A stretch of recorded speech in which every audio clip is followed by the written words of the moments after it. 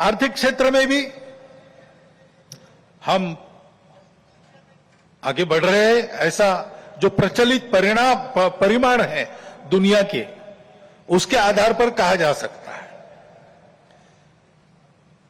हमारा देश आर्थिक क्षेत्र में आगे बढ़े। इसलिए आर्थिक जगत के हमारे उद्योगी बंधु, विशेषकर तरुण उद्योजक, इनमें एक मादा भी दिखता है, उत्साह भी दिखता है, इच्छा आकांक्षा भी दिखती है।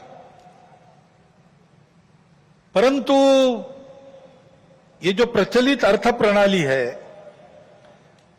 सारी दुनिया में वही है, तो सारी दुनिया के अनुभव में उसके कुछ दोष भी आ रहे हैं। विकास के इस प्रकार के पद्धति से अमीरी और गरीबी का अंतर बढ़ता है। आर्थिक सामर्थ्य कुछ चंद हाथों में एकत्रित होता है। शोषण करने के लिए एक नया सुरक्षित तंत्र इसमें से खड़ा हो सकता है, चिंता नहीं की तो। पर्यावरण के हानि की समस्या खड़ी हो जाती है और मनुष्यों के आपसी व्यवहार में कई प्रकार की व्यापारिक दृष्टि और अमानवीयता की बातें प्रवेश कर जाती है। इन दोषों की बाधा हमें नहीं होनी चाहिए, इसलिए भी कि अभी हाल में अमेरिका ने जो नई टैरिफ नीति अपनाई, उनके अपने हित के लिए अपनाई होगी, लेकिन उसकी मार तो सभी पर पड़ रही है। इसलिए ये सारा परिदृश्य अथवा ये सारी प्रचलित पद्धति, उस पर हम निर्भर हो जाए ऐसी नहीं है।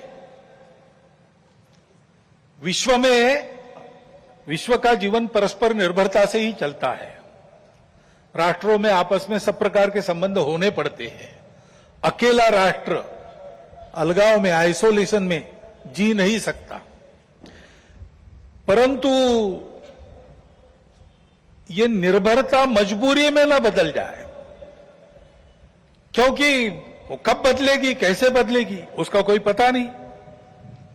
और इसलिए इस निर्भरता को मानते हुए, विश्व जीवन की एकता को मानते हुए, हमको इसको मजबूरी न बनाते हुए जीना अगर है तो स्वदेशी और स्वावलंबन का कोई परिणाम नहीं, कोई पर्याय नहीं।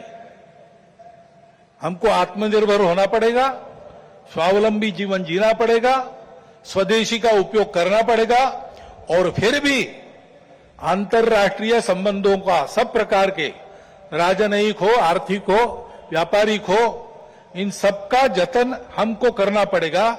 लेकिन उसमें मजबूरी नहीं होगी, हमारी अपनी इच्छा होगी, हमारा अपना सद्भाव होगा। ऐसा हमको बनना पड़ेगा।